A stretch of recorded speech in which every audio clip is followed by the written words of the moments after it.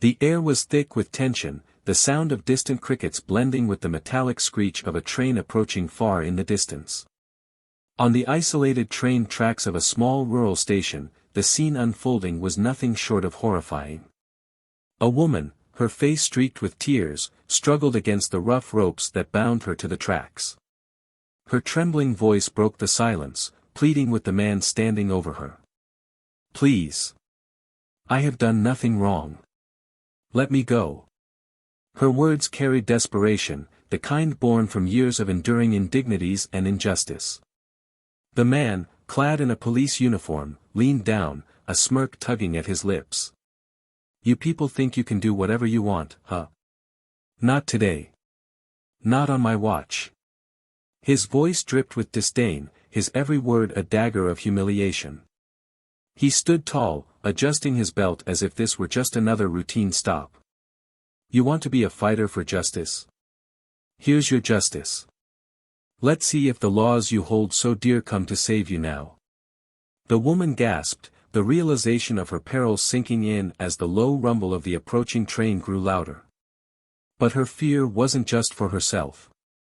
It was for her son, a son she had raised alone, instilling values of resilience, dignity, and justice. A son who, unbeknownst to the officer, was on his way to this very location. Miles away, in a speeding black SUV, her son gripped the steering wheel tightly, his knuckles white from the pressure. The voice on the other end of the phone was urgent. "We intercepted a distress call near the tracks. It's bad. They say it's your mother. You need to hurry." The SUV roared through the empty streets as he pieced together the nightmare unraveling before him. The train station. The tracks. His mother. He didn't need details to know who was responsible, it was always the same type. Abuse of power, fueled by hate. Back at the tracks, the officer crouched next to the woman, his smug confidence radiating menace. "You think someone's going to save you? Newsflash, no one cares. People like you, you're just statistics." The woman, though terrified, met his eyes with a fierce resolve. "My son will come for me," she said, her voice steady despite the tears streaming down her face. "And when he does, you will regret everything."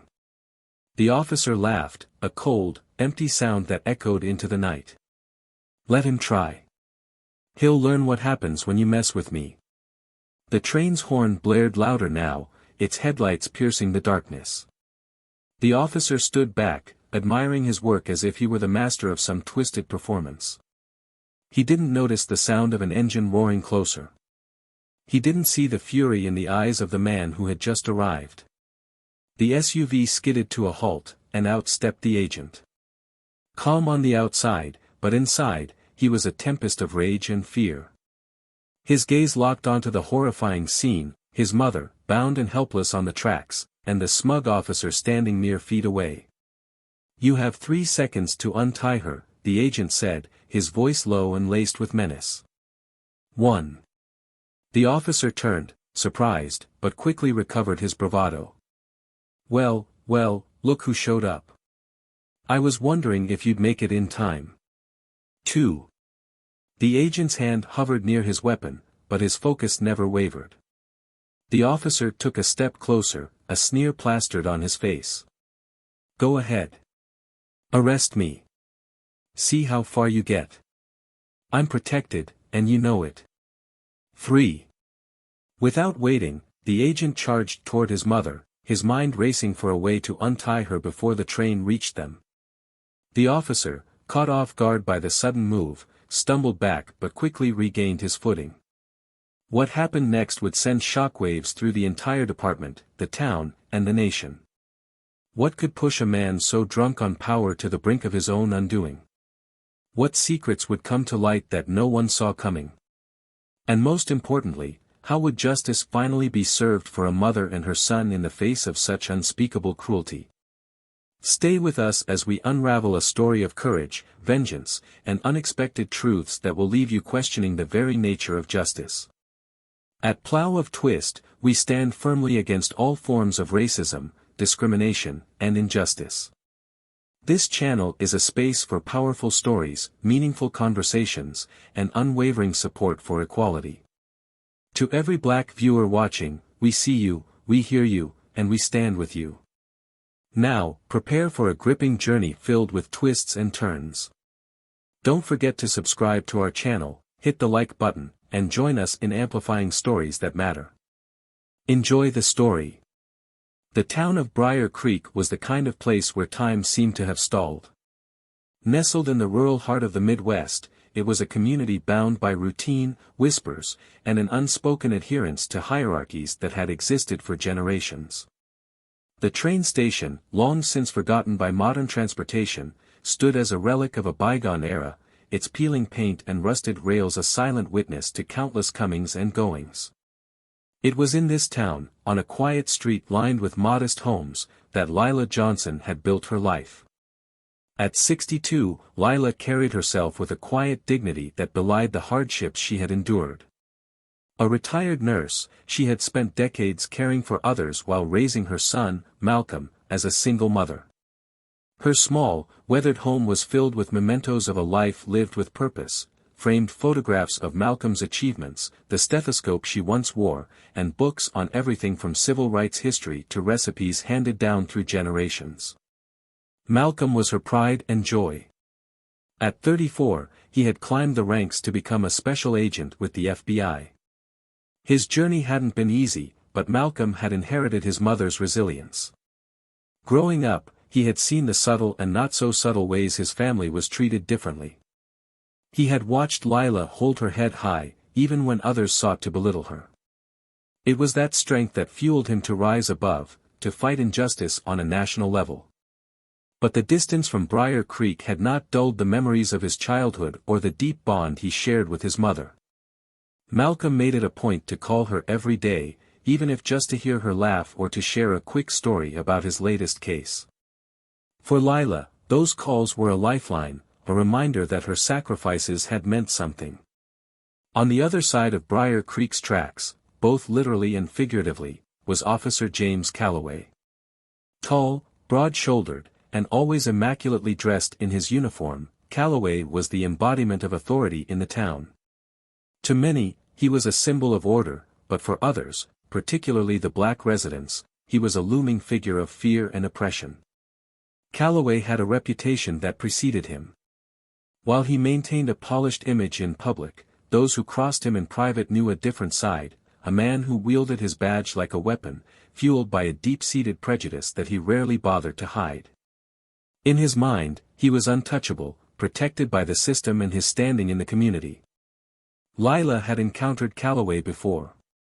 On one occasion, he had stopped her for a broken taillight, turning a simple traffic stop into a humiliating ordeal. But Lila had endured it with the same quiet strength she always did. Still, she warned Malcolm about the officer, urging him to be cautious during his visits home. It was during one such visit that everything began to unravel. Malcolm had taken a rare weekend off to surprise his mother. He had planned a quiet dinner and some much-needed time away from the chaos of his job. But life in Briar Creek rarely stayed quiet for long. The evening started peacefully enough. Lila, always the gracious host, had prepared Malcolm's favorite meal, fried chicken, collard greens, and cornbread. They laughed over old memories, and for a moment, it felt like the weight of the world had lifted. Then came the knock at the door. It was Calloway. His presence on Lila's porch was jarring, his smug demeanor a sharp contrast to the warmth of the evening. "Evening, ma'am," he drawled, tipping his hat. "Just doing a routine check in the neighborhood. Mind if I ask a few questions?" Lila's heart sank.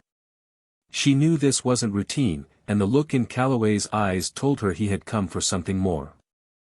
Malcolm stepped forward, his towering frame blocking the doorway. "Is there a problem, officer?" His tone was calm but firm. Calloway's smile didn't falter. "Not at all, Agent Johnson. Just keeping the peace, you know. Don't want any trouble around here." The exchange was brief, but the tension lingered long after Calloway had driven away. Malcolm couldn't shake the feeling that the officer was targeting his mother, and Lila, though hesitant to speak ill of anyone, admitted that Calloway had been making his presence known more often. Over the next few days, the unease grew. Lila noticed Calloway's patrol car parked near her street more frequently, and neighbors whispered about his sudden interest in the area. Malcolm, preparing to return to work, made a mental note to escalate the issue if necessary. But nothing could have prepared them for what happened next. One crisp evening, as the sun dipped below the horizon, Lila decided to walk to the corner store. It was a short trip she made often, a chance to stretch her legs and greet familiar faces. She hadn't gone far when Calloway's car pulled up beside her. "Evening, ma'am," he said, stepping out of the car. "Out for a stroll?" Lila nodded, clutching her purse tightly. "Just heading to the store, officer." Calloway's smile turned predatory. "Why don't I give you a lift? It's not safe out here alone." "I'm fine, thank you," Lila replied, her voice steady but firm. But Calloway wasn't asking. Before she could react, he grabbed her arm, his grip ironclad. "I insist." Fear coursed through Lila as she realized this was no routine stop.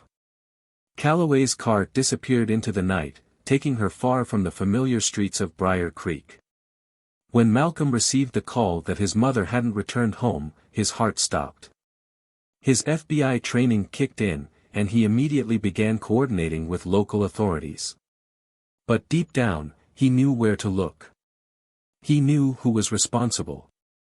By the time he reached the train tracks on the outskirts of town, the scene that greeted him was like something out of a nightmare. His mother, bound and terrified, the train's horn blaring in the distance. And standing nearby, James Calloway, his smug expression daring Malcolm to make a move. As Malcolm stepped out of his car, his mind raced. This wasn't just about saving his mother. This was about standing up to everything Calloway represented: abuse of power, racism, and the deep-seated hatred that had plagued their lives for far too long. The stakes had never been higher. The choices Malcolm made in the next moments would define everything. Malcolm stood frozen for a moment, the sound of the train horn cutting through the night like a scream. The sight of his mother, bound to the tracks, filled him with a surge of fury and fear he had never felt before. Calloway stood several feet away, his arms crossed and a smug grin plastered across his face. Malcolm clenched his fists, his mind racing for a plan. "Untie her," Malcolm demanded, his voice firm and commanding, but laced with urgency. "Right now." Calloway chuckled, shaking his head slowly. "You think you can come in here, throw around your fancy badge, and tell me what to do? Not tonight, Agent Johnson. Tonight, you're just another powerless man watching everything you care about slip away." Malcolm took a step forward, his eyes locked on Calloway. "You don't know who you're dealing with." Calloway gestured toward Lila, his smirk widening. "Oh, I know exactly who I'm dealing with. A woman who thinks she's better than everyone else in this town. A son who thinks a suit and a badge make him invincible. You don't scare me." Lila's voice broke through the tension, trembling but resolute. "Malcolm, don't let him get to you. I'm okay. Just, stay calm." But staying calm felt impossible. Malcolm's every instinct screamed at him to act, to charge at Calloway, to do whatever it took to save his mother. He glanced at the ropes binding her and the approaching light of the train. Time was running out. "You're going to untie her," Malcolm repeated, stepping closer. His hand hovered near the holster at his side, but he knew drawing his weapon would only escalate the situation. Calloway wanted him to lose control. He wanted an excuse. "You think you're the hero, don't you?"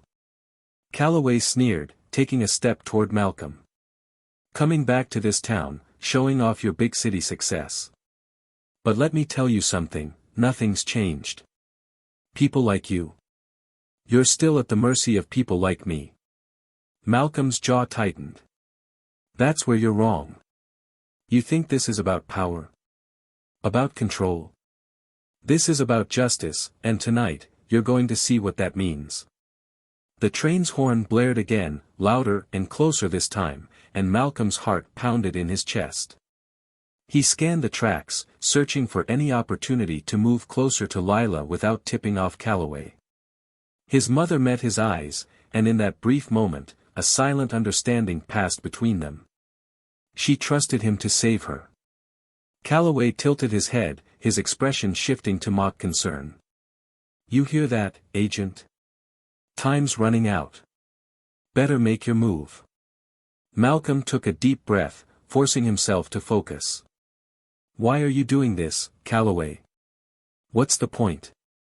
Calloway's smirk faltered for a fraction of a second, revealing something darker beneath the surface. "The point? The point is to remind people like you where you belong. Your mother, she thinks she can walk around this town like she owns it. But not anymore." "You mean she stands up for herself?" Malcolm shot back. "She's not afraid of men like you, and that terrifies you." Calloway's face darkened, and he took a step closer to Malcolm. "You don't know a damn thing about me." "Oh, I know plenty," Malcolm said, his voice calm but cutting. "You've built your whole life on fear and intimidation because deep down, you're weak. You've been hiding behind that badge for years, but tonight, it won't protect you." Calloway's hand twitched, and for a moment, Malcolm thought he might reach for his own weapon. But instead, the officer turned back to Lila, his expression cold and calculating. "You think you're so smart, don't you? Let's see how smart you are when that train gets here." The sound of the train grew louder, the ground vibrating beneath their feet. Malcolm's mind raced. He needed to act now. He took another step forward, his voice steady and unwavering. "If you touch her again, I swear, you'll what?" Calloway interrupted, his voice dripping with mockery. "Shoot me.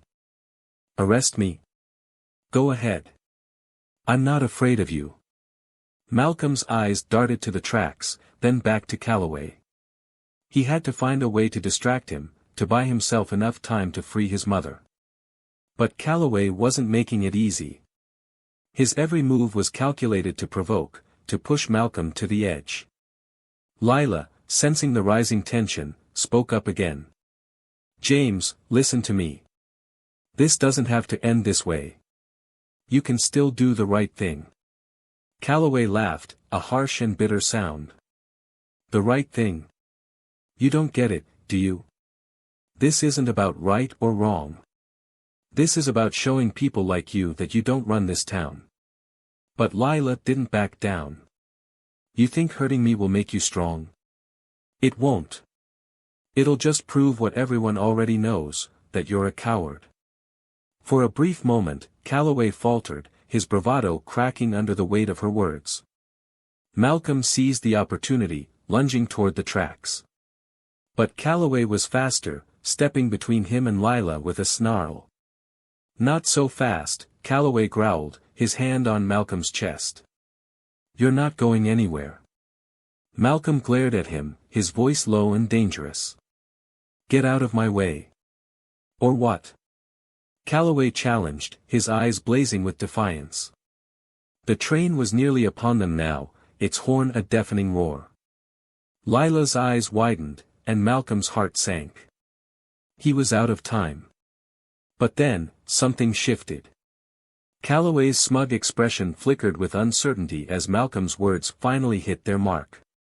"This is your last chance," Malcolm said, his voice steady but filled with fury. "Let her go, or I swear you'll regret it."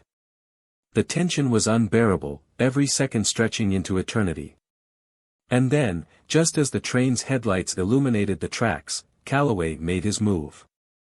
What he did in that moment would change everything, setting in motion a chain of events that no one could have predicted.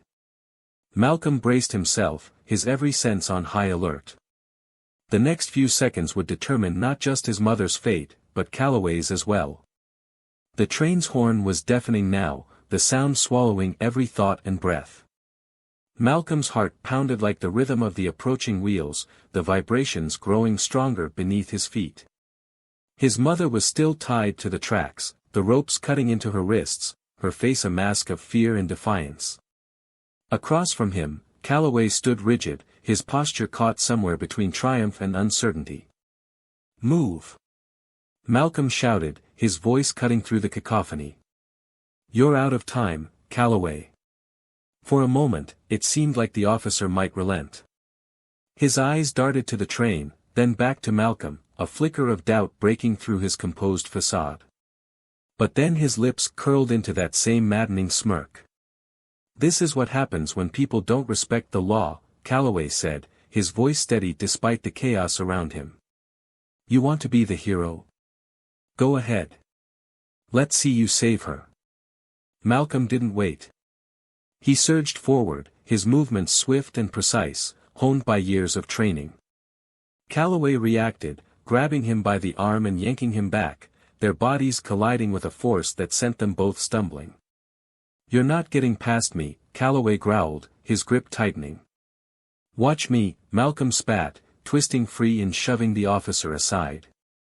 The movement left Calloway momentarily off balance, giving Malcolm the opening he needed to reach his mother. The train was closer now, the ground trembling with its weight. Malcolm dropped to his knees beside Lila, his hands moving frantically to untie the ropes. "I've got you, Mom," he said, his voice breaking under the weight of his fear and determination. "Just hold on."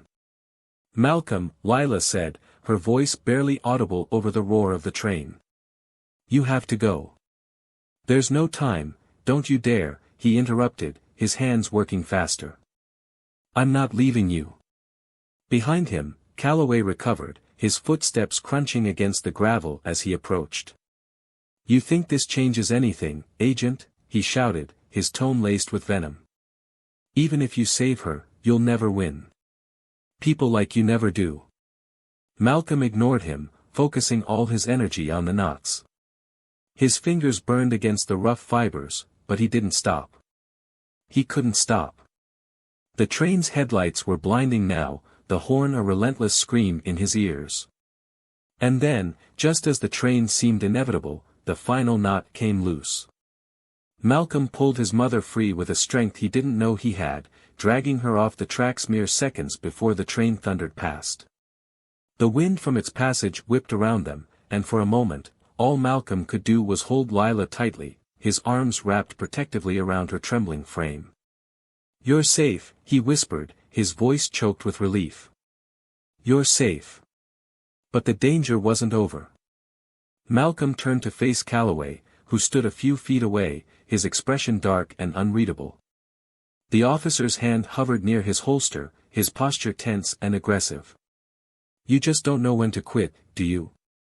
Calloway said, his voice low and menacing.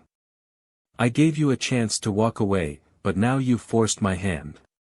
Malcolm rose to his feet, his body shielding Lila as he met Calloway's gaze. "This isn't over for you," he said, his voice steady despite the adrenaline coursing through him. "You're done, Calloway. Everything you've done, tonight, before tonight, it's all coming to light." Calloway laughed bitterly, shaking his head. "You really think anyone's going to take your word over mine? I'm the law here. You're just an outsider." "An outsider with proof," Malcolm said, his eyes narrowing. "You think I came here unprepared? Every word you've said tonight, every move you've made, it's been recorded." Calloway's smirk faltered. "You're bluffing." Malcolm reached into his pocket and pulled out a small recording device, its red light blinking steadily. "Am I?" he asked, holding it up for Calloway to see. "This isn't just going to ruin you, Calloway. It's going to take down everyone who's protected you." The officer's face twisted in rage, his hand moving toward his weapon. "You think you're so smart," but before he could finish, another voice cut through the tension. "Enough." Lila stepped forward, her body trembling but her voice steady.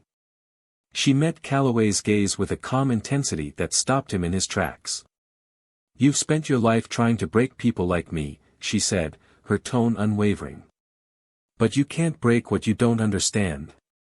And you'll never understand strength like ours." Calloway's hand dropped, his bravado crumbling under the weight of her words.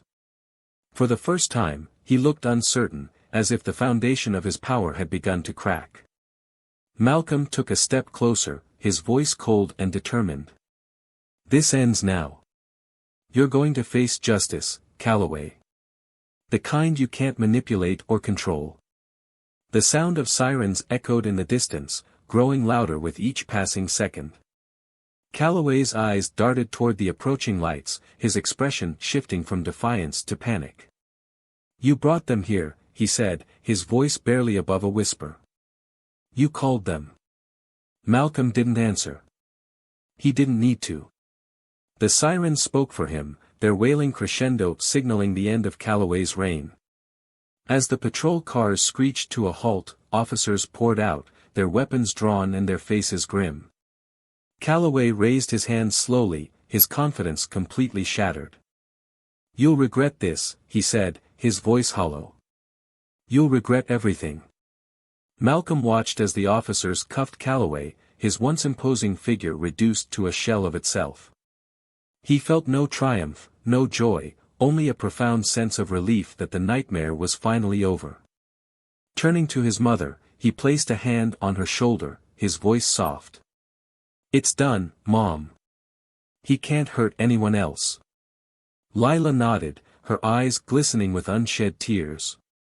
"I knew you'd come for me," she said, her voice trembling with emotion. "I never doubted you." Malcolm pulled her into a gentle embrace, the weight of the night finally beginning to lift. As the officers drove Calloway away, the train station fell silent once more, the stillness a stark contrast to the chaos that had unfolded. But even in the quiet, Malcolm knew this was just the beginning. Calloway's arrest was the first step in exposing a deeper corruption, a fight he was ready to take on, no matter the cost. For his mother, for his town, and for justice. The flashing red and blue lights cast long shadows across the tracks as the patrol cars pulled away, carrying James Calloway to face the justice he had so long evaded. The night air felt heavy, the echoes of the train's horn lingering as if the earth itself were struggling to shake off the events that had just transpired. Malcolm stood next to his mother, his hand still resting on her shoulder. The adrenaline in his veins hadn't fully subsided, but the enormity of what had just happened was beginning to sink in. His mother's life had been inches from ending, and the man responsible had been someone sworn to protect. Lila's voice broke the silence, soft but steady. "Malcolm, are you okay?" She turned to look at him, her eyes filled with concern despite everything she had endured. "I'm fine, Mom," he replied, his tone betraying the storm raging inside him. "But what about you? Are you hurt?" She shook her head, the smallest of smiles breaking through the tension on her face. "I'm okay. Thanks to you." Her voice faltered, and for a moment, she looked away, as if trying to hold back the weight of her emotions. I thought I wasn't going to make it." Malcolm swallowed hard, his jaw tightening as he pushed down his own feelings of fear and guilt. "I wouldn't have let that happen," he said firmly. "Not while I'm still breathing." Lila reached out, taking his hand in hers. "You were so brave tonight," she said, her voice trembling. "You didn't just save me, you stood up to him. You showed him he couldn't win." Malcolm's lips pressed into a thin line, his thoughts darkening. "It shouldn't have come to this," he muttered. "Calloway never should have had the power to do what he did. And I should have stopped him sooner." Her grip on his hand tightened. "Don't do that to yourself, Malcolm. What happened tonight was his doing, not yours. You came when I needed you, and you stopped him. That's what matters." Malcolm nodded, but her words couldn't quite chase away the anger simmering beneath his skin. "It's not enough," he said quietly, more to himself than to her. "Stopping him tonight doesn't erase what he's done, not to you, not to anyone else in this town." Lila's eyes softened, and she touched his cheek gently. "Justice isn't about erasing the past, Malcolm. It's about making sure the future is different." He met her gaze, his heart heavy with the weight of her words. I want to believe that, he said, his voice raw. But how do you make the future different when people like him have been allowed to run things for so long? Her answer was simple, yet profound. One step at a time. The quiet resolve in her voice struck a chord deep within him. For years, Malcolm had carried the burden of being the one to fight back, the one to make change happen. But in this moment, he realized that the strength he had always admired in his mother wasn't just resilience, it was faith. Faith in the possibility of something better. Their moment was interrupted by the sound of approaching footsteps. A young officer, no older than Malcolm had been when he first joined the FBI, approached hesitantly. His face was pale, his expression a mixture of guilt and determination. "Agent Johnson," the officer began, his voice unsteady. "I wanted to say. I'm sorry. For everything. For what he did." Malcolm studied the officer for a moment, searching for sincerity in his words.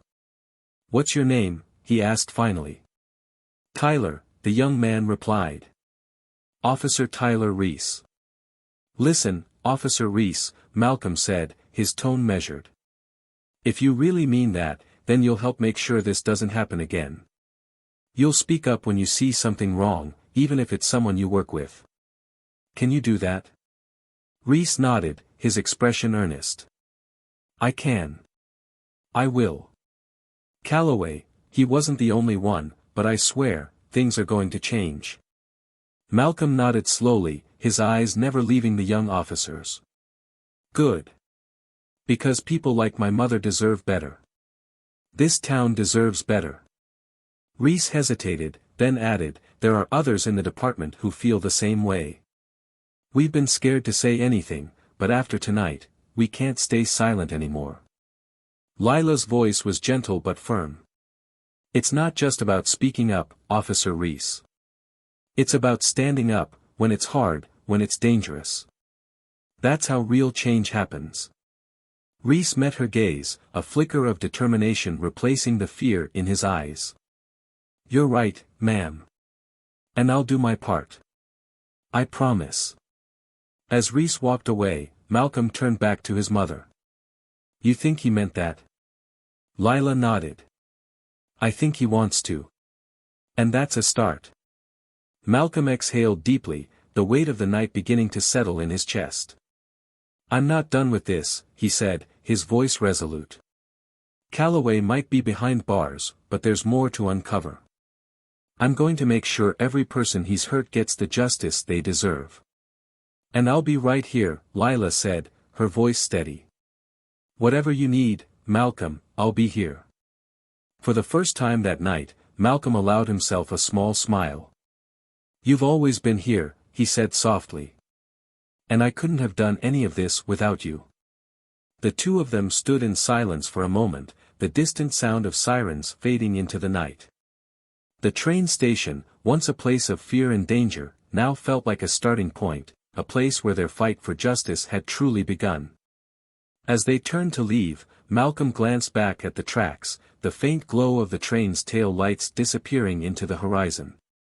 He felt a sense of finality, but also a spark of something new. Determination. Hope. Whatever battles lay ahead, Malcolm knew he wasn't alone. And that made all the difference. The air was heavy with the echoes of the night's chaos, but for Malcolm, there was no time to pause. The immediate danger was over, but the ramifications of what had transpired were only beginning to take shape. As he helped his mother into the passenger seat of his car, his mind churned with a mix of relief, anger, and determination.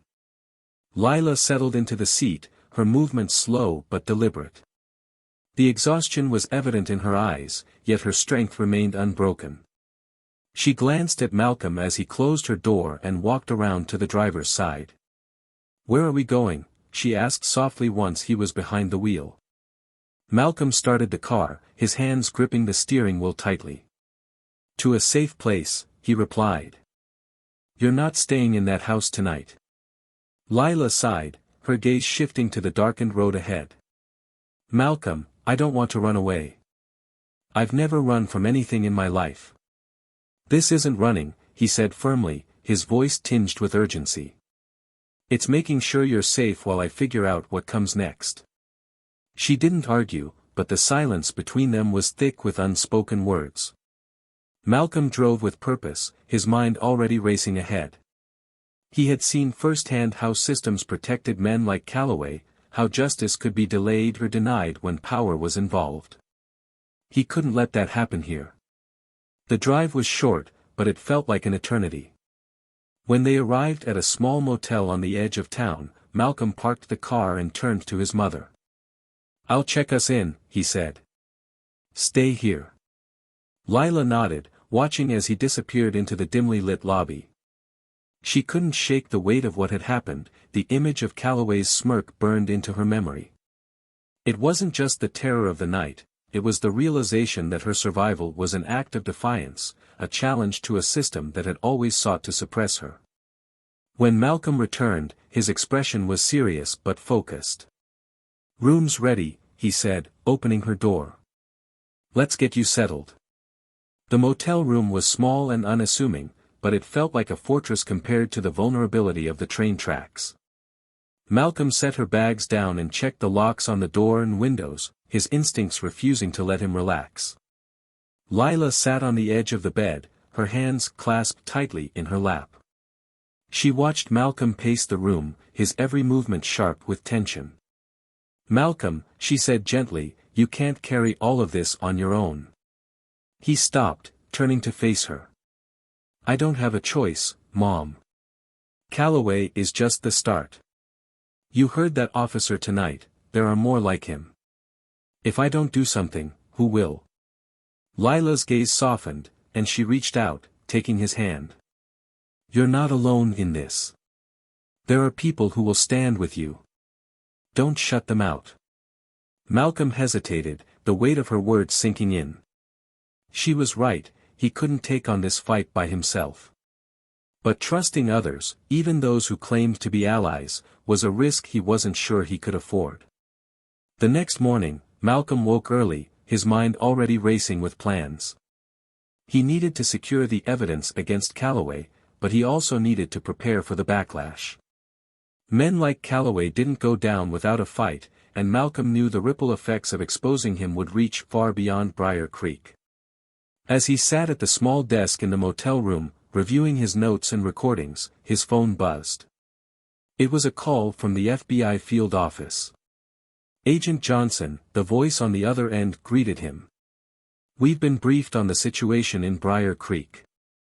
The arrest of Officer Calloway is already making waves." "Good," Malcolm replied, his tone clipped. "Because this is just the beginning." "There's more?" the agent asked, his voice laced with curiosity. "Much more," Malcolm said. "Calloway's not just a bad apple, he's part of a rotten tree. I have evidence linking him to a network of corruption within the department. This isn't just about one man. It's systemic." There was a pause on the other end before the agent spoke again. "That's a bold claim, Johnson. You'll need solid proof." "I have it," Malcolm said confidently. "And I'm not backing down." After ending the call, Malcolm turned to find his mother watching him. She didn't say anything, but the pride in her eyes spoke volumes.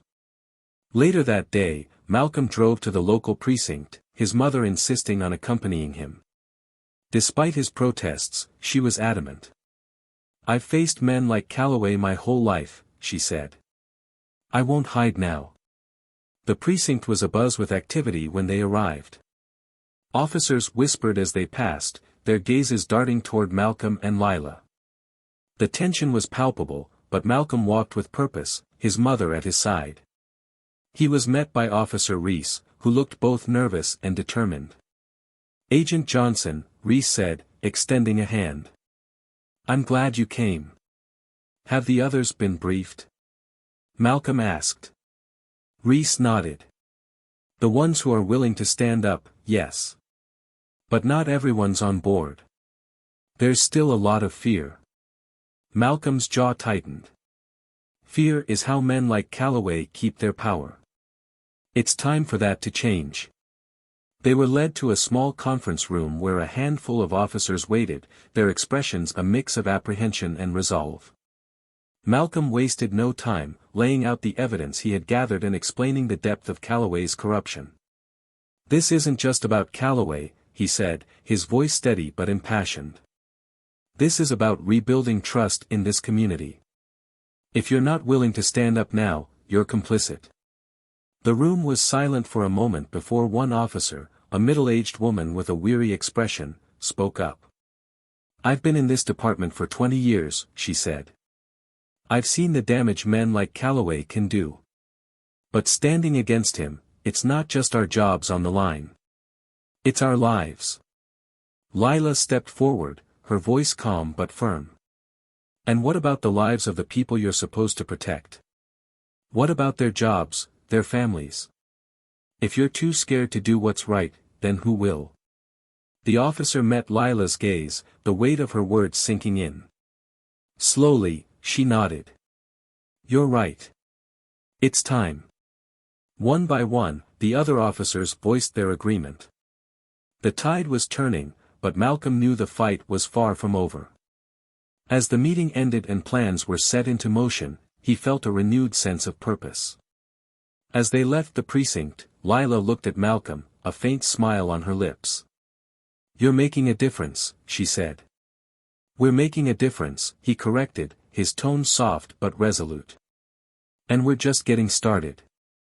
The quiet hum of the car's engine filled the space as Malcolm and Lila drove back to the motel. The meeting at the precinct had been a small victory, but Malcolm knew the road ahead was long and fraught with danger. His hands gripped the wheel tightly, his jaw set as he replayed the conversation with the officers in his mind.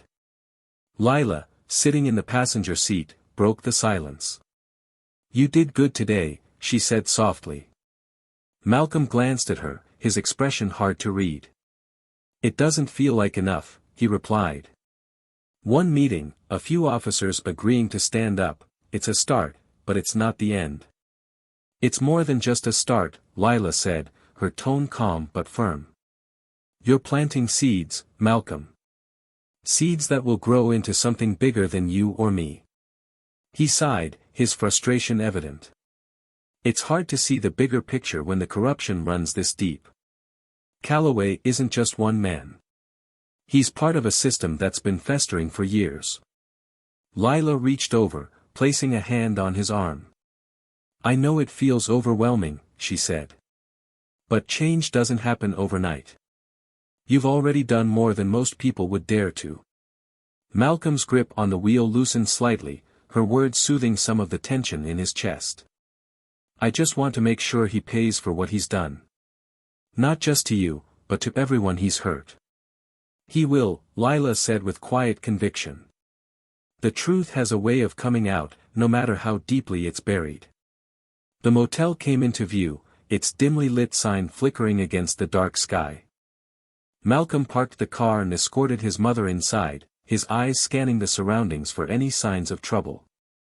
Once they were safely in their room, he sat down at the small desk, pulling out his laptop and the evidence he had gathered.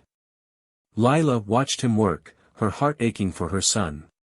She could see the weight he was carrying, the burden of fighting a battle that wasn't just about her but about so many others who had suffered in silence. "You should rest," she said gently. "You've been going non-stop since last night." "I can't rest," Malcolm replied without looking up. "Not until I know this is solid. Calloway's lawyers are going to come at us with everything they've got. I need to be ready." Lila walked over and placed a hand on his shoulder.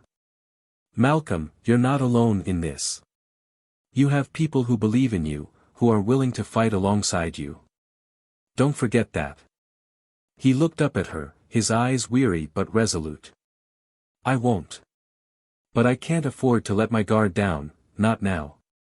She nodded, understanding the determination that drove him. "Just promise me one thing," she said. "Don't lose yourself in this fight. Remember why you're doing it." "I promise," he said, his voice softening. "This isn't just about bringing Calloway down. It's about making sure no one else has to go through what you did." Lila smiled faintly, her pride in her son shining through. That's all I needed to hear. The next morning, Malcolm received a call from the FBI field office. The voice on the other end was brisk and professional. "Agent Johnson, we've reviewed the preliminary evidence you submitted. It's compelling, but we need more if we're going to launch a full investigation." "I'm working on it," Malcolm replied. "I have witnesses ready to testify and additional documents that tie Calloway to a network of corruption. Give me a little more time." "Understood," the agent said. "But tread carefully, Johnson. This kind of case can get messy fast." After ending the call, Malcolm turned to Lila, who was sitting at the small table with a cup of tea. "They're on board, but they want more proof," he said. "What's the next step?" she asked. "I need to talk to more people," Malcolm said. "Victims, officers who've seen what's been happening but have been too scared to speak up. The more voices we have, the harder it'll be for them to dismiss this." Lila nodded, her expression thoughtful. "I can help," she said. "Mom, you've been through enough, I'm not staying on the sidelines," she interrupted, her voice firm. "This isn't just your fight, Malcolm. It's ours." He hesitated, then nodded. "Okay. But we do this carefully. I don't want you getting hurt." Lila smiled, her resolve unwavering. "I trust you to keep me safe." Over the next few days, Malcolm and Lila worked together to gather more evidence.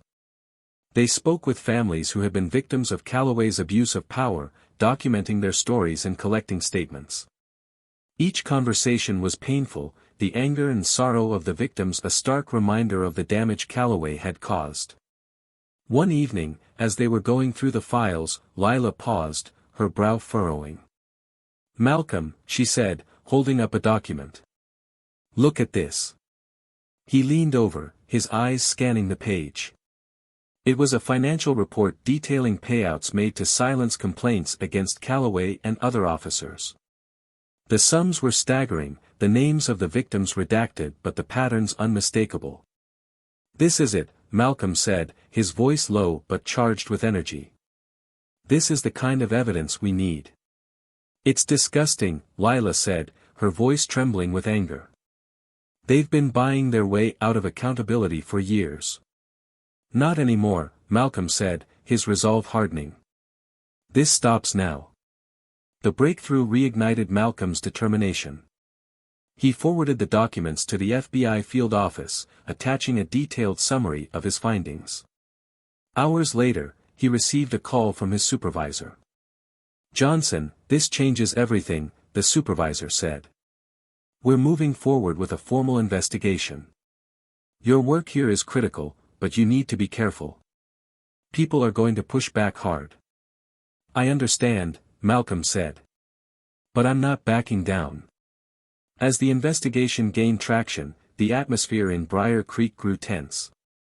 Rumors of the inquiry spread, and the town became a battleground between those who supported Malcolm's efforts and those who sought to protect the status quo.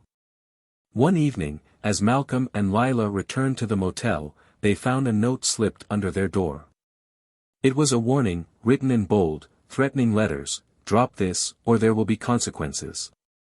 Malcolm's jaw tightened as he read the note. "They're scared," he said, his voice steady. "That means we're getting close." "But at what cost?" Lila asked, her worry evident. "I don't want you to get hurt." "I won't let that happen," Malcolm said firmly. "We've come too far to stop now." The tension between fear and determination hung in the air as they prepared for the next phase of the fight. The consequences of their actions were becoming more real, but so was the possibility of justice. They both knew the stakes were higher than ever, but neither was willing to back down. The truth had to come out, no matter the cost. The tension in the air was almost palpable as Malcolm sat in the dimly lit motel room, staring at the note in his hands. Each word seemed to pulse with menace, a stark reminder that the forces he was fighting against were more than just an individual, they were a network of power, fear, and corruption. Lila sat across from him, her hands clasped tightly together. She studied his face, the hard lines of his jaw, the flicker of anger in his eyes.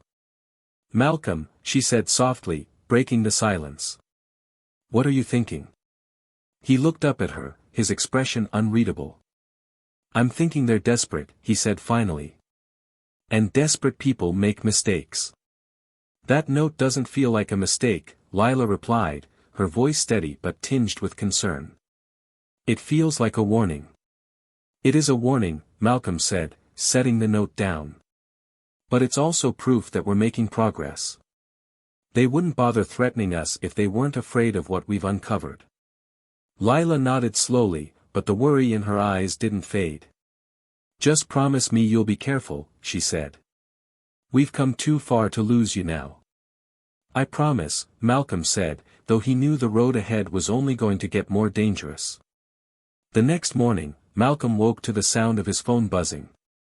It was his contact at the FBI field office. He answered quickly, his voice brisk. "This is Johnson."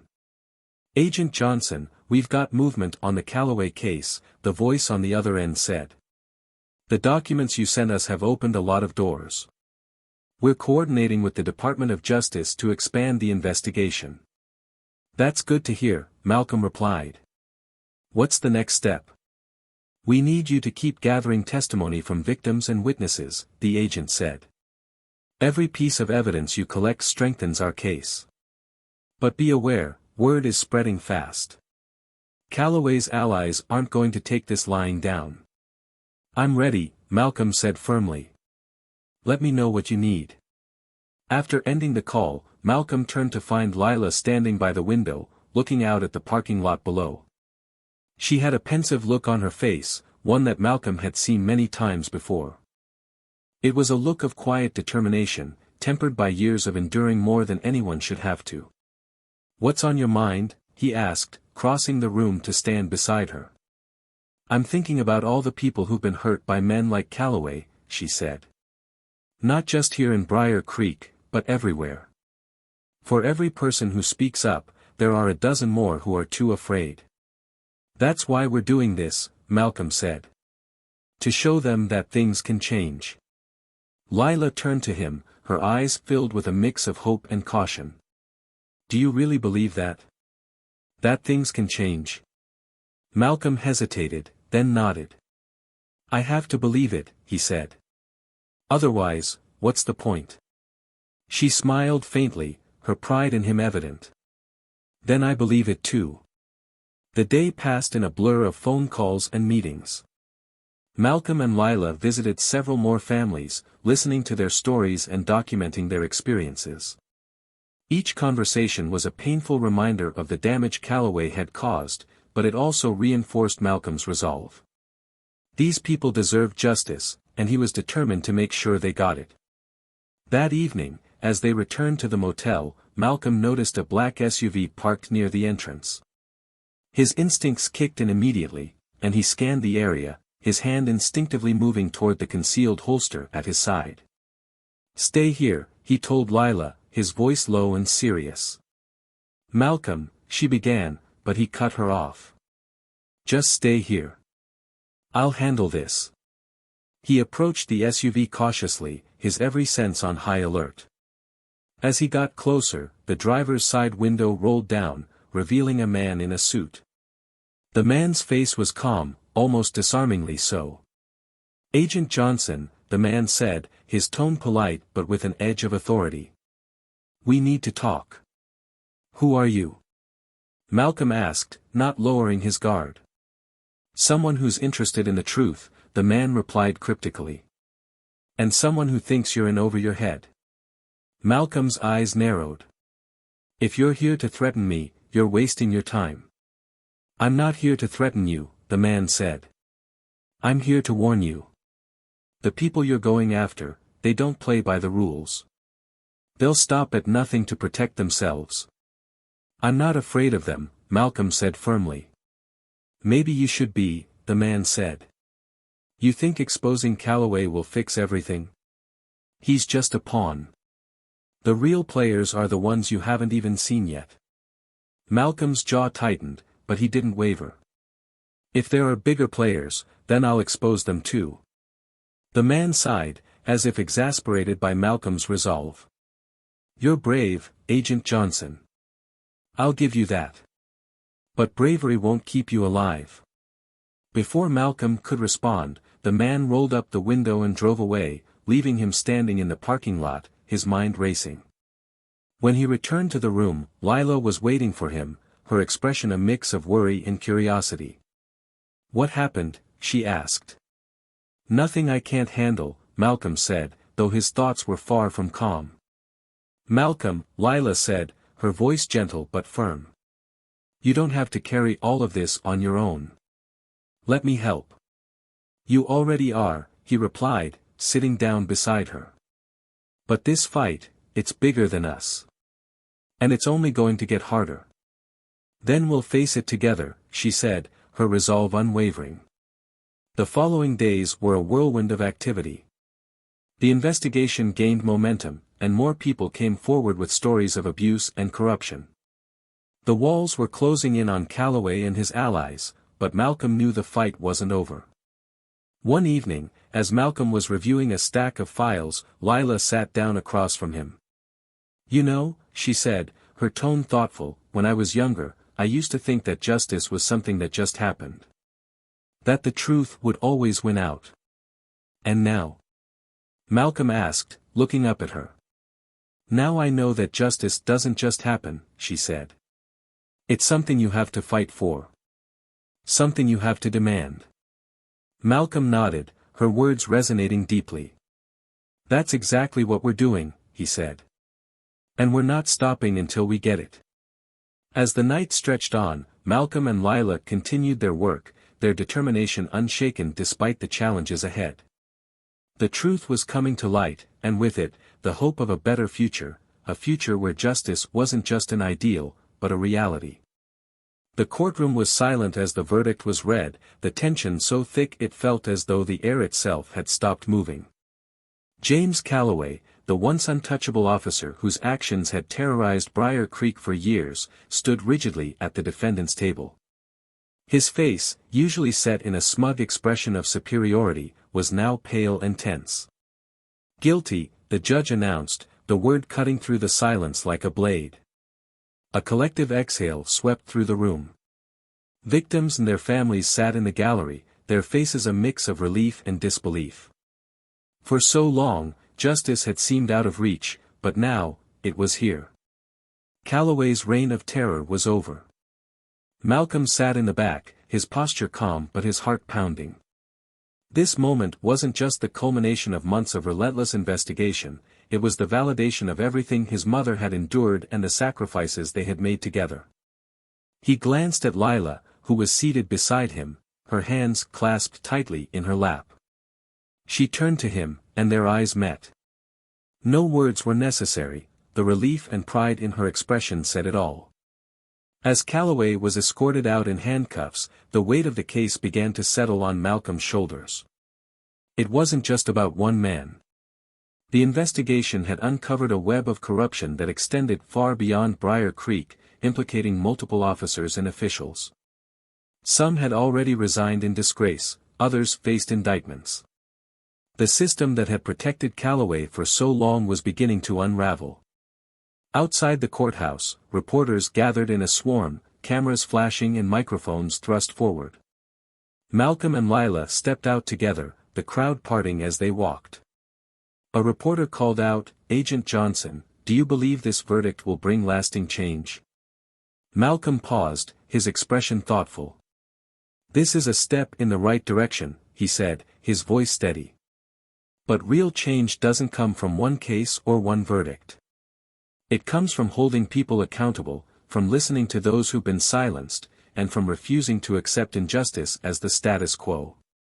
This is just the beginning." Lila placed a hand on his arm, her pride evident. "And it's a beginning worth celebrating," she added, her voice warm but firm.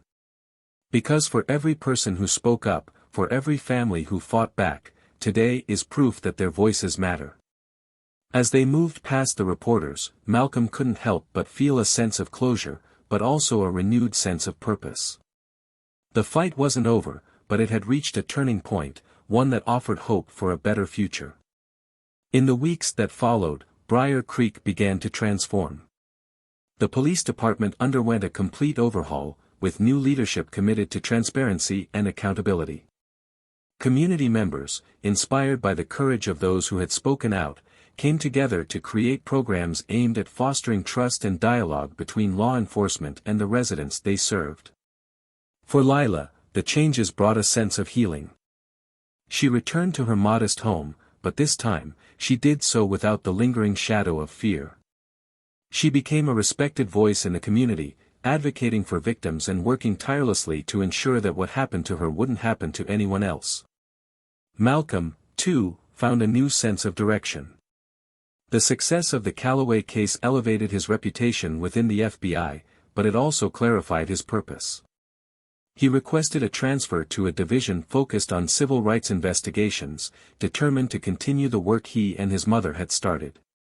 His name became synonymous with integrity and perseverance, a symbol of hope for those who had long felt voiceless.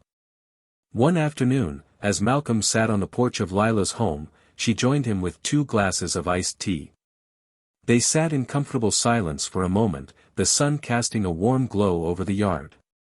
"You did it," Lila said finally, her voice filled with quiet pride. "You changed things." "We changed things," Malcolm corrected, a small smile tugging at his lips. "I couldn't have done any of this without you." She chuckled softly. "I think you underestimate yourself." He looked at her, his expression serious.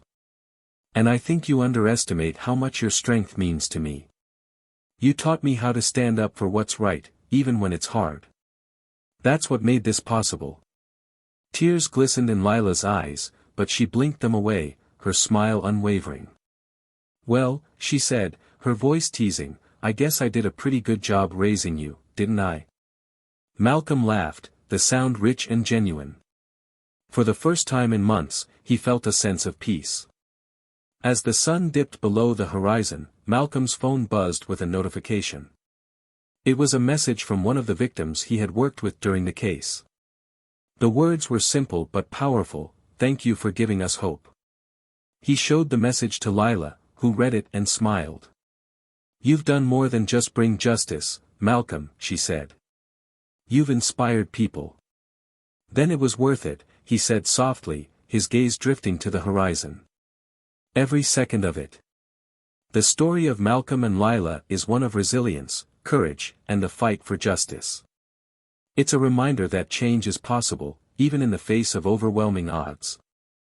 Their journey teaches us that standing up for what's right isn't always easy, but it's always worth it. What about you?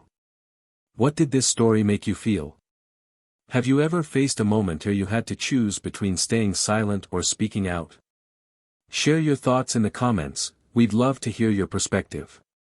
And if this story resonated with you, don't forget to subscribe to Tales of Twist for more stories that inspire, challenge, and leave you thinking long after the final word.